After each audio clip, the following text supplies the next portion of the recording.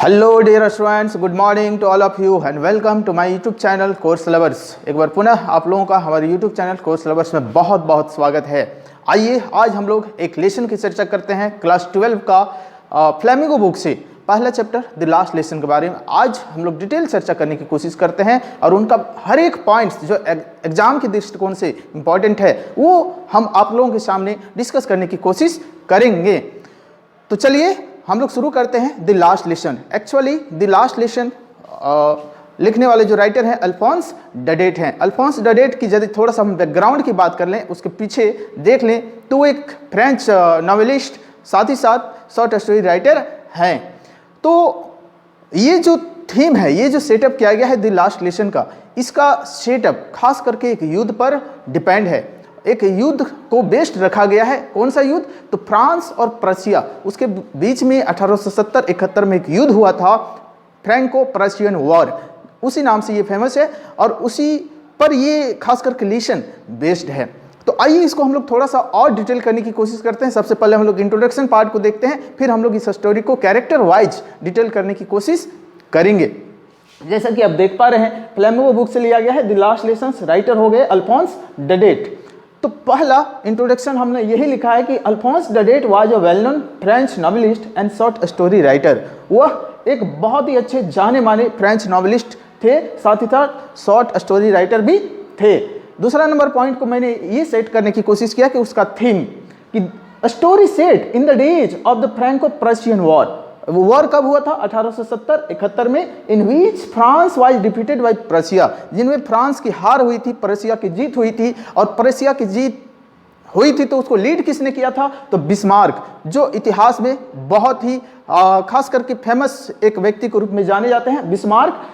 And now Prussia consisted 3 Nations. यदि हम पहला जर्मनी, दूसरा पोलैंड और तीसरा है ऑस्ट्रिया का पार्ट, वो 3 नेशंस के रूप में होता है। लेकिन Germany is a big country, Germany एक बड़ा देश है, वो टूटने के बाद होता है।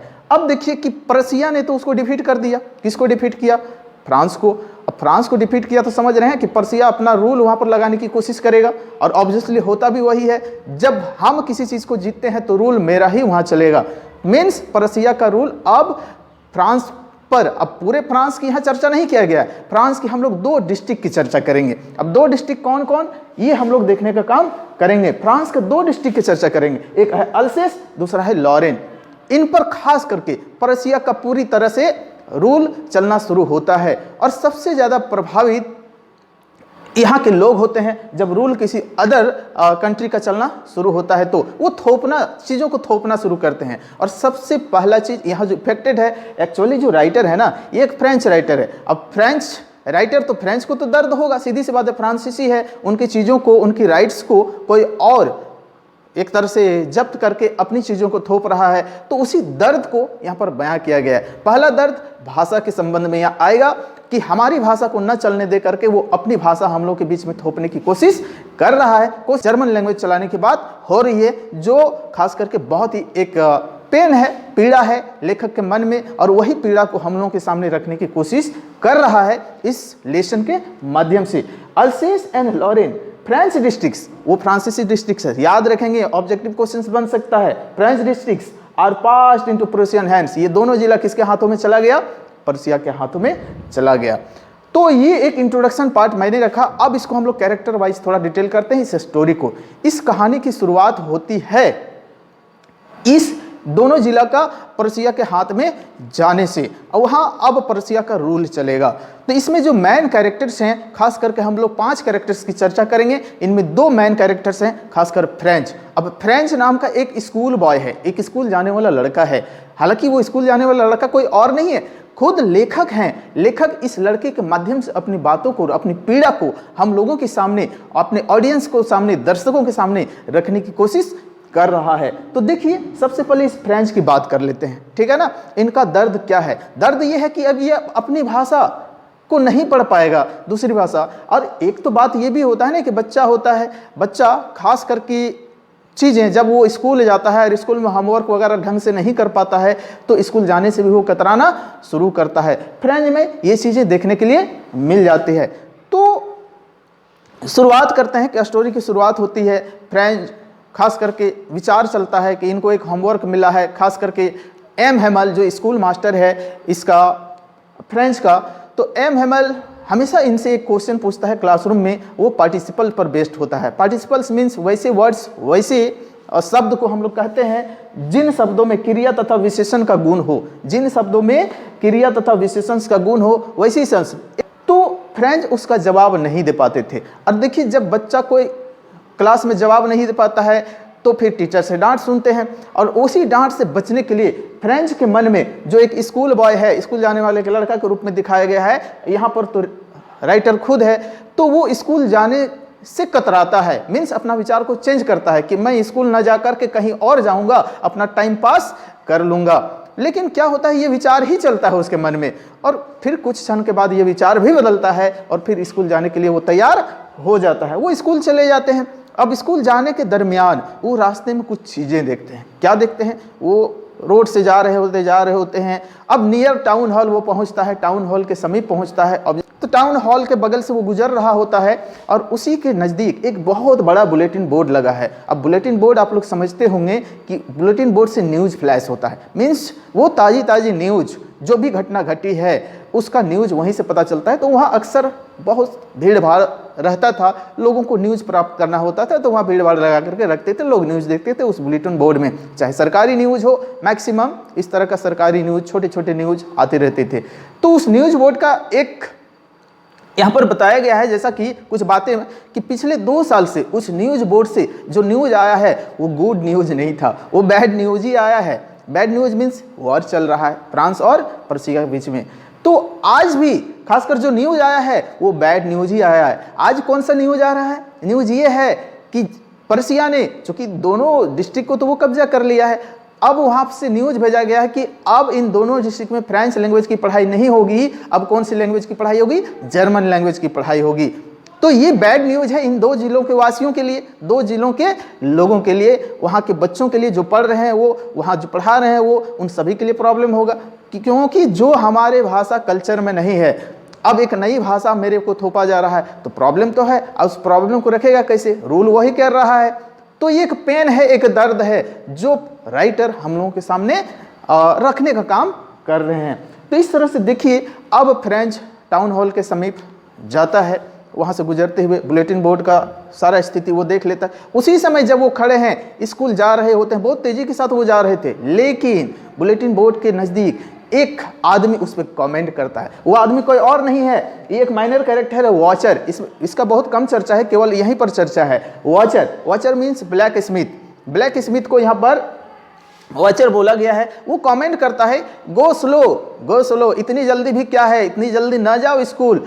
और जब ये बात सुनता है फ्रेंच, तो उनको लगता है कि मेरा उपहास, मजाक उड़ाया जा रहा है, किनके द्वारा, ब्लैक स्मिथ के द्वारा। अब उनकी बातों को इग्नोर करते हुए वो स्कूल पहुंचता है। अब देखिए उसका स्कूल का कंडीशन क्या था, मैं उस स्कूल की चर्चा करता हूँ। फ्रेंच जिस स्कूल में पढ़ते हैं, एम हेमल जहाँ के टीचर हैं, उस स्कूल का ये कंडीशन था कि अक्सर बच्चे हल्ला करते थे और बेंच वगैरह पटकते रहते थे, माहौल थोड़ा सा एकदम कोलाहल वाला माहौल बना रहता था। तो वो अक्सर जब स्कूल जाते थे तो कभी ये महसूस नहीं होता था, चाहे वो क्लास के बीच में घुस गया तो कोई उस पर ज़्यादा फोकस नहीं करते थे। तो इस तरह का आज भी उनके मन में ये सोच चल रहा था कि मैं चला जाऊंगा, एंट्री कर लूँगा, अपने सीट पर जा कर के बैठ जाऊंगा, कोई हमको फोकस नहीं करेगा। लेकिन जैसे ही वो स्कूल पहुंचता है, आज कंडीशन बिल्कुल ही अलग देखने के लिए मिल रहा है, अलग इस रूप में देखने के लिए मिल रहा है कि जो ये सोचते थे, यूजुअली जो अक्सर हुआ करता था, वो चीज़ें नहीं हो रही है। मीन्स न तो बेंच पटकने की आवाज़ आ रही है, न बच्चे हल्ला कर रहे हैं, न एम हेमल आज कुछ उस तरह का अलग मूड में दिख रहे हैं। हाँ, यहाँ पर कुछ चेंजेस दिख रहे हैं, सब शांत दिख रहा है। एम हेमल आज वैसे ड्रेसेस, फैशनेबल ड्रेसेस पहने हुए हैं, माथे पे एक बहुत ही अच्छे टोपी पहने हुए हैं, एक कोट भी पहने हुए हैं। तो मतलब सज धज करके एम हेमल आए हुए हैं। तो कंडीशंस और क्या देखने के लिए मिला कि उनके गांव के कुछ एल्डर्स लोग, जिसको हम लोग बड़े बुजुर्ग कहते हैं, वे लोग भी आज खासकर बैक बेंच में, जो पिछले वाले बेंच है, वहाँ पर अपनी कॉपी किताब लेकर के बैठे हुए हैं कुछ सीखने के लिए। अब देखिए कि वे लोग क्यों आए हैं आज। जो सोचिए कि बच्चा पढ़ने के लिए इच्छुक नहीं होता है, लेकिन आज उस गांव के जहाँ पर ये प्राइमरी स्कूल, जहाँ पर खास करके एम हेमल टीचर हैं, वहाँ के अगल बगल के जो एल्डर पर्सन्स हैं, बुढ़े लोग हैं, वो लोग भी आज सीखने के लिए आए हैं। तो सोचने की बात है कि क्यूरियोसिटी आया, आज क्यों आया क्यूरियोसिटी, उत्सुकता क्यों आया? फ्रेंच लैंग्वेज को बचाने की बात है और एम हेमल का लास्ट लेसन है। आज एम हेमल ने यह घोषणा कर दिया था, today will be my last lesson, आज मेरा अंतिम पाठ होगा। और जैसे ही ये अंतिम पाठ की बात आती है, एक अटैचमेंट आता है, एक लगाव आता है, एक फियर भी इसके पीछे है कि आज के बाद एम हेमल का लेसन हम लोग कभी सुन नहीं पाएंगे। तो चलिए, बच्चे हों या बूढ़े हों, सभी उनकी बातों को, वो बच्चे जो उनके बातों को शुरू में इग्नोर किया करते थे, हालांकि पहले भी तो बोलते होंगे एम हेमल, लेकिन उनके बातों पर उतना सीरियस नहीं थे, लेकिन आज वही बच्चे और वही गांव के लोग एम हेमल की बातों को सुनने के लिए बहुत ही ध्यानपूर्वक क्लासरूम में बैठे हुए हैं। इसलिए आज वो क्लासरूम शांत लग रहा है। क्यों? क्योंकि आज के बाद एम हेमल नहीं पढ़ाएंगे, उसका ये लास्ट लेसन है, उन्होंने घोषणा कर दिया। हो सकता है ये रिटायरमेंट है, क्योंकि जर्मन लैंग्वेज चलाने की बात भी आ गई है, कल से नए टीचर स्कूल ज्वाइन करेंगे और वो जर्मन लैंग्वेज में पढ़ाई करेंगे। तो एक फियर है, इसीलिए क्लासरूम पूरी तरह से शांत दिख रहा है। अब देखिए यहाँ पर क्या होता है, इसमें एक और चर्चा किया गया है, थोड़ा सा स्टोरी को और हम ब्रीफ करने की कोशिश करते हैं। एम हेमल जब उस क्लासरूम में लास्ट लेसन की बात कर रहे थे, उसी पीरियड में कुछ प्रशियन सैनिक लोग, सोल्जर्स लोग मार्च पास्ट कर रहे थे, ड्रिल कर रहे थे। एक्चुअली रोड के बगल में स्कूल था, तो ड्रिल करने की आवाज़, अभ्यास करने की आवाज़, साथ ही साथ एक डिसिप्लिन मेंटेन करते हुए चलने की जो आवाज़, वो बिल्कुल ही क्लासरूम तक पहुंच रहा था। उन सेनाओं के द्वारा, जो प्रशियन आर्मी थे, उनके द्वारा किया जा रहा आवाज़। एक्चुअली सेना जब मार्च पास्ट वगैरह करते हैं तो बैंड वगैरह कुछ बजाते हैं, कुछ तुर ही आप कह सकते हैं कि उन लोग साउंड करते हुए चलते हैं। तो वो साउंड, और खिड़की से देखा जाए तो खिड़की से बहुत सारा चीज़ें उनका दिख भी रहा था। तो ये सोल्जर्स का थोड़ा सा एक्टिविटी यहाँ पर दिखाया गया है। और वो सोल्जर्स कहाँ का है? प्रशिया का है। प्रशिया डोमिनेट कर रहा है किस पर? उन दो डिस्ट्रिक्ट्स पर, अल्सेस और लॉरेन पर। ये सब छोटी छोटी जो पॉइंट्स है ना डियर स्टूडेंट्स, आप लोग याद रखेंगे, माइंड में सेट कर लेंगे, यही सब आपका ऑब्जेक्टिव क्वेश्चन में काम आएगा।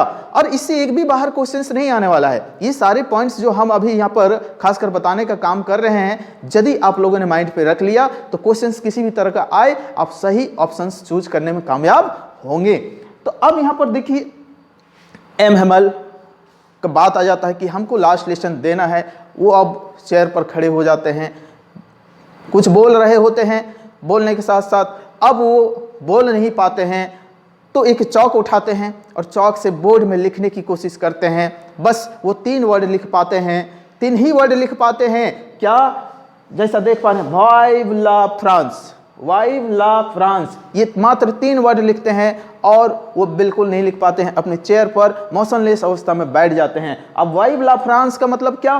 फ्रांस अमर रहे, फ्रांस अमर रहे, इसको कहते हैं ना देशभक्ति। मतलब देखिए, डोमिनेट भले ही कर लिया है, 2 जिला प्रशिया के कब्जे में चला गया है, लेकिन अपने देश के प्रति, ये तो एक फ्रांसीसी थे, फ्रेंच लैंग्वेज से प्यार था, वो दर्द अभी भी है, क्योंकि जर्मन लैंग्वेज पढ़ाने की बात आ गई है। इसलिए उस दर्द को अपना बयां कर रहे हैं आखिरी लेसन में कि फ्रांस अमर रहे। तो इस तरह से वो लिखते हैं, अपनी सीट पर बैठ जाते हैं और कुछ भी नहीं बोल पाते हैं और बस हाथ से गेस्चर करते हैं। गेस्चर मीन्स मूवमेंट करते हुए इशारा करने की कोशिश करते हैं कि आज का क्लास यहीं समाप्त होता है, मतलब आज का क्लास भंग किया जाता है और आप लोग अब जा सकते हैं। और इस तरह से ये स्टोरी खत्म होता है। तो ये एम हेमल के द्वारा दिया गया मैसेज है, खासकर प्रशिया के द्वारा इन 2 जिलों पर जो कब्जा किया गया है उसको लेकर के। तो डियर स्टूडेंट्स, आइए थोड़ा सा हम लोग आपके टेक्स्ट बुक के कुछ इंपॉर्टेंट क्वेश्चंस हैं उसके बारे में हम लोग डिस्कस करते हैं, जो आपके स्टडी में हेल्पफुल साबित होगा। जैसा कि ये पहला क्वेश्चन देख पा रहे हैं, आपका टेक्स्ट बुक से लिया गया 5 क्वेश्चन की हम चर्चा करेंगे। पहला question, what was French expected to be prepared with for school that day. अब देखिए यहाँ पर फ्रेंच की बात करें, फ्रेंच क्या एक्सपेक्ट कर रहा था स्कूल मास्टर एम हेमल से जब वो स्कूल जाने के बारे में सोचा। तो आप जवाब कर सकते हैं कि French expected to be prepared with participles. French यही एक्सपेक्ट कर रहा था कि हमसे एम हेमल जब हम स्कूल जाएंगे तो क्या पूछेंगे? क्वेश्चंस पूछते हैं, किस पर बेस्ड? पार्टिसिपल्स पर बेस्ड। तो ये इस तरह से आप इसका आंसर कर सकते हैं। दूसरा question, What did French notice that was unusual about the school that day? उस दिन फ्रेंच जब स्कूल पहुंचा तो कौन सा चीज उसको अनयूजुअल लगा? अनयूजुअल मीन्स वो चीजें जो अक्सर वो स्कूल में नहीं देख पाते, आज पहली बार देखने के लिए मिल रहा है। Unusual things, unusual things are that, unusual things क्या है? Classroom was silent, all boys and girls are seated in silent condition with mister M Hamel, M Hamel के साथ सबको एक साइलेंट कंडीशंस में बैठे हुए, यही उनको अनयूजुअल लगा। ना तो बेंच पटकने का शोर, ना तो बच्चे हल्ला करने के शोर, किसी तरह का कुछ भी देखने के लिए नहीं मिल रहा है, ये उसको थोड़ा सा अटपटा लगा, अनयूजुअल लगा। This is the right answer. And now third question, what had been put up on the bulletin board? अब बुलेटिन बोर्ड पे क्या पुट अप किया जाता था? गवर्नमेंट न्यूज, जो भी न्यूज आते थे वो बुलेटिन बोर्ड से आते थे। अभी कौन सा न्यूज आया है कि अब इन 2 डिस्ट्रिक्ट्स में फ्रेंच लैंग्वेज नहीं चलेगा, अब यहां पर जर्मन लैंग्वेज की पढ़ाई होगी। This is the news from bulletin board. इस तरह से आप इसका आंसर कर सकते हैं थर्ड नंबर क्वेश्चन का। And now the fourth number question is, what changes did the order from Berlin cause in school that day? Berlin से क्या न्यूज आता है? बर्लिन से यही न्यूज आता है कि दोनों जिलों में खास करके अब जर्मन लैंग्वेज की पढ़ाई होगी। बस this is the news from Berlin. And now question number 5. How did French feelings about M. Hamel and school change? How did French feelings, French का जो feelings है, change about M. Hamel and school, M Hamel और school के बारे में जो French का एक सोच था, फीलिंग्स था, वो कैसे बदलता है, कैसे बदला? तो बदला जब आखिरी लेसन्स की बात आती है, लास्ट लेसन्स की बात आती है, तो अब सोच आ जाता है कि मैं आज तक एम हेमल की बातों को इग्नोर करता रहा और खास करके ग्रामर हो, हिस्ट्री हो, इन सब चीज़ों पे ध्यान नहीं दिया, फ्रेंच लैंग्वेज के बारे में ध्यान नहीं दिया। लेकिन होता है ना जब खोने की डर, आज फ्रेंच लैंग्वेज खासकर एम हेमल जब थे तो वो डर नहीं आया, जब ये जाने की बात आ गई तो एक डर आ गया कि अब मुझे जानना है, इस लैंग्वेज को भी जानना है और मुझे स्टडी में खास करके अध्ययन करना है और सीखना है। और बच्चा तो क्या, आप फ्रेंच तो छोड़िए, वहाँ के एल्डर्स लोगों में भी ये जागरूकता आती है और इसीलिए आखिरी लेसन्स को सुनने के लिए वे लोग बैक बेंच पर, पीछे बेंच पर एक प्राइमर बुक, जो बच्चे क्लास का, नर्सरी क्लास का बुक होता है, एलिमेंट्री एजुकेशन का बुक होता है, उसको लेकर के वे लोग बैठे हुए हैं सीखने के लिए फ्रेंच लैंग्वेज में। तो इस तरह से आप 5 questions, objective questions, short questions, किसी भी तरह का क्वेश्चंस आएगा, यदि पूरा स्टोरी आपके दिमाग में सेट है तो आप उसका आंसर करने में जरूर सफल होंगे। आइए कुछ एक वर्ड्स के बारे में देखते हैं, जो इंपॉर्टेंट वर्ड्स हैं वो सब भी आप लोग दिमाग में लेते चलेंगे। जैसे कि आप देख पा रहे हैं, ड्रिल, ड्रिल मीन्स अभ्यास करना। अभ्यास कौन कर रहा था? Soldiers, Persian soldiers. Second word लेते हैं पार्टिसिपल्स। देखिए यही पार्टिसिपल्स क्वेश्चंस पूछते थे। कौन पूछते थे? मिस्टर एम हेमल, जो टीचर्स हैं, जो अध्यापक हैं, किनके? फ्रेंच के। अब ये स्कूल कहाँ है? एक विलेज में स्थापित है, एक गांव में स्थापित है। इसकी भी चर्चा हो सकती है कि स्कूल कहाँ स्थापित है? गांव में स्थापित है। 1 to 5 तक का प्राइमरी बेस्ड स्कूल है, जहां पर ये टीचिंग का काम एम हेमल करते थे। तो अक्सर पार्टिसिपल्स का ही क्वेश्चन पूछने का काम करते थे, खासकर फ्रेंच से। अब देखिए बुलेटिन बोर्ड, बुलेटिन बोर्ड मतलब जितना भी होता था, न्यूज वगैरह आता था, ये बुलेटिन बोर्ड से आता था। ये बुलेटिन बोर्ड कहाँ था? Near town hall. तो ये हो गया। कॉमोशन, कॉमोशन का मतलब कोलाहल, बच्चों के द्वारा जो स्कूल में होता था वो कोलाहल। लेकिन जब लास्ट लेसन देने की बात आई थी उस समय कोलाहल बिल्कुल नहीं था। सॉलेम मीन्स गंभीर अवस्था में। गंभीर कौन था? एम हेमल था, चूंकि लास्ट लेसन वो एकदम गंभीर अवस्था में होकर के बता रहे थे सिचुएशन अब कहाँ तक पहुँच चुका है। माउंटेड मीन्स ऊपर उठना या चढ़ना, वो चेयर पर, खासकर बेंच पर उठ करके बोर्ड में कुछ लिखने की कोशिश करते हैं। गेस्चर मतलब भाव भंगिमा, अंत में तो वो बोल ही नहीं पाते हैं, वो अपने इशारा करके बताते हैं कि क्लास को आज भंग किया जा रहा है, मीन्स आज के बाद तो क्लास होगा ही नहीं। आखिरी लेसन था उसका कि आप लोग घर जा सकते हैं। प्राइमर वो वर्णमाला की एक किताब है जो खास करके एल्डर्स लोगों के पास है, जो बड़े बुजुर्ग लोग हैं उस गांव के, जो पढ़ने के लिए बैठे हैं, उन लोगों के पास ये वर्णमाला की किताब आज सीखने के लिए बैठे हैं, क्योंकि एक डर है फ्रेंच लैंग्वेज आज जा रहा है तो उसको सीखने का, उसको बचाने का। तो डियर स्टूडेंट्स, ये स्टोरी है द लास्ट लेसन, अल्फोंस डेडेट के द्वारा लिखा हुआ। होप सो, उम्मीद करते हैं आप लोग को अच्छा लगा होगा, आप लोग को सीखने के लिए मिला होगा। तो डियर स्टूडेंट्स, आपको थोड़ी सी भी यदि इस वीडियो से सीखने के लिए कुछ मिला है तो इस चैनल को ज़रूर सब्सक्राइब करें और एक प्यारा सा कमेंट ज़रूर करेंगे। तब तक के लिए बहुत बहुत धन्यवाद। नमस्कार।